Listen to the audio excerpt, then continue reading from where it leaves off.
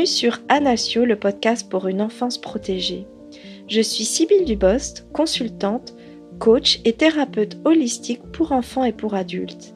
J'ai à cœur d'intervenir tant pour les enfants que pour leurs parents, victimes de perversion narcissique, dans la bienveillance, la générosité et l'authenticité.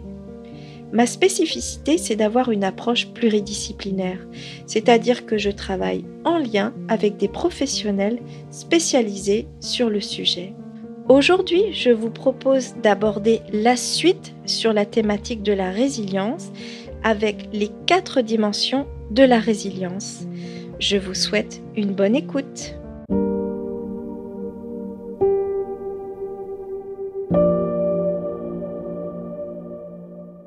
Les violences psychologiques peuvent être source de stress, de maladies, de divers troubles et symptômes comme les troubles dépressifs et enfin de traumas pouvant alors provoquer des symptômes de stress post-traumatique.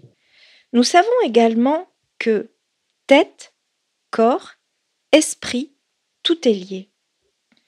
Le trauma a un impact sur le psychisme étant une blessure du psychisme. Mais il a également un impact sur la santé physique. Les sciences démontrent la corrélation entre le trouble de stress post-traumatique et la maladie. Enfin, le trauma a un impact sur le corps énergétique. L'émotion, en effet, et le trauma étant tels, l'énergie vitale ne circule plus. Vous savez, c'est cet état où vous vous sentez sans force, sans jus, totalement épuisé. Trauma et émotions non intégrées impactent nos pensées et nos comportements. Quand une émotion désagréable nous submerge, le corps et le cerveau se ferment pour former des défenses et ainsi dérégulent notre système nerveux. Les études montrent l'implication des émotions dans l'ensemble de la physiologie de notre corps. Et les neurosciences ont démontré que quand le corps n'est pas disponible, alors la connexion à son environnement n'est pas disponible non plus. Ainsi, la cognition, c'est-à-dire les pensées issues du cerveau, sont entravées. Concrètement, quand vous êtes dans la peur ou l'angoisse, vos pensées ne sont pas les mêmes que quand vous êtes calme. Et votre comportement non plus. Lorsque vous ressentez une émotion de peur, cela conduit à des réactions corporelles comme par exemple du mal à respirer ou encore des muscles contractés, crispés. Parfois, le cerveau ne sait plus quoi faire, allant même jusqu'à se figer, c'est-à-dire se bloquer.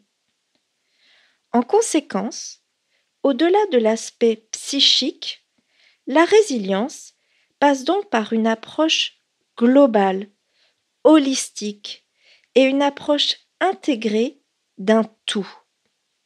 Le psychisme, le corps physique, le corps émotionnel et le corps énergétique. Revenons sur ces 4 dimensions.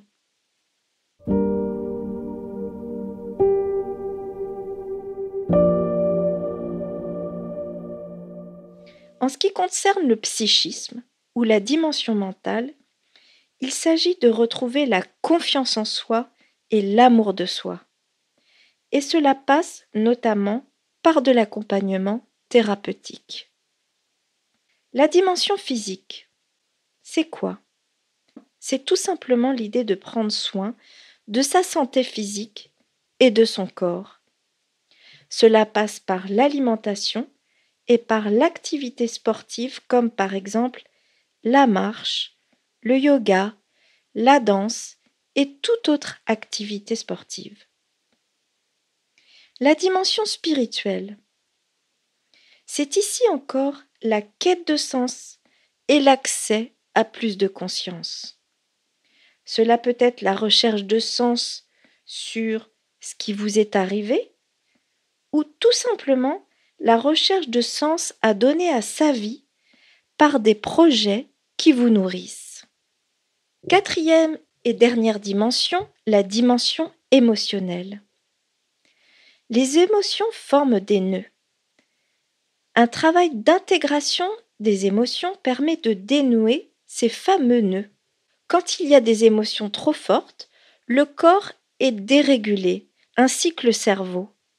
Et cette dérégulation augmente le niveau de stress et entrave nos 4 flux.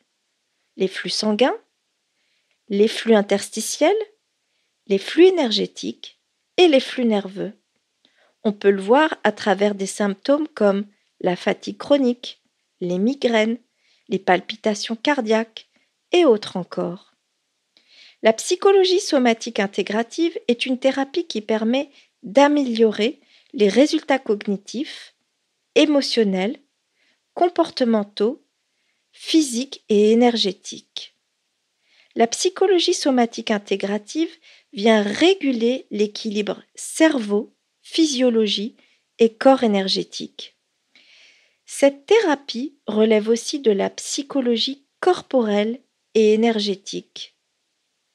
En Occident, il y a beaucoup d'idées préconçues sur l'énergétique, puisque l'Occident repose avant tout sur un mode de pensée rationnel par rapport à l'énergétique.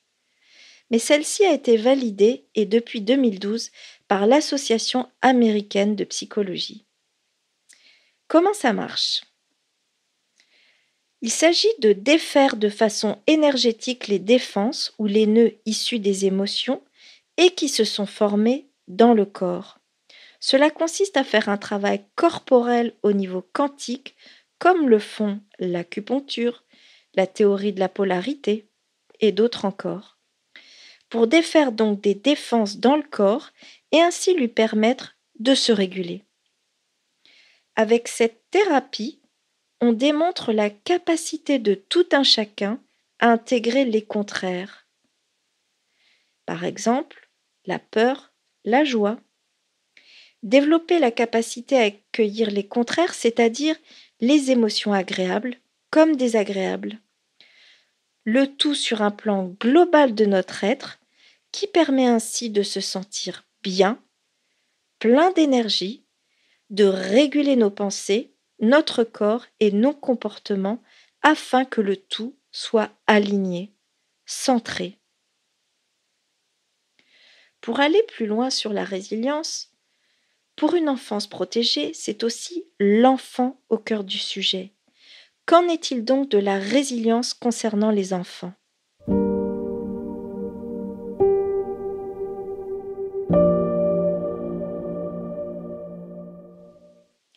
Toutes les dimensions abordées concernent également les enfants. Si l'on zoome spécifiquement sur la dimension psychologique, les 3 grands domaines psychologiques associés à la résilience sont l'attachement sécurisant, la capacité à ressentir des émotions positives et donner du sens à sa vie.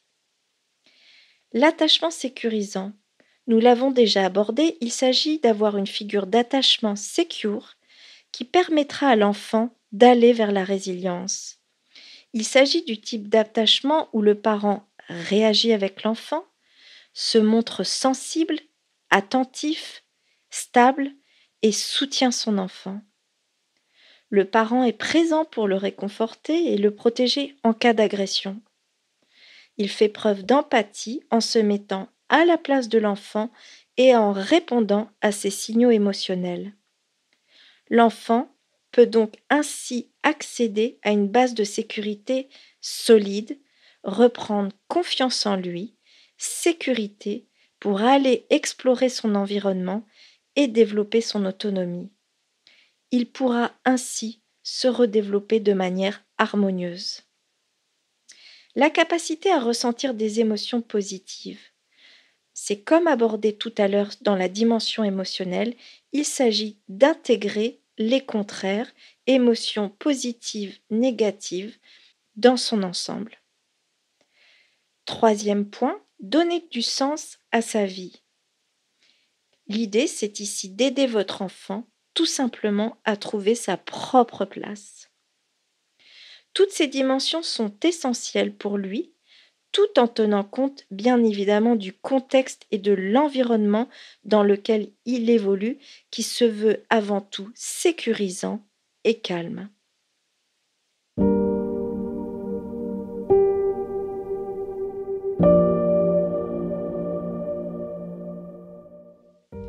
Je vous remercie pour votre écoute. Pour aller plus loin sur le sujet, je vous donne rendez-vous dans les prochains podcasts avec notamment des outils de bien-être pour les parents et pour les enfants. N'hésitez pas à vous abonner, à liker et à partager si vous aussi vous souhaitez œuvrer pour une enfance protégée.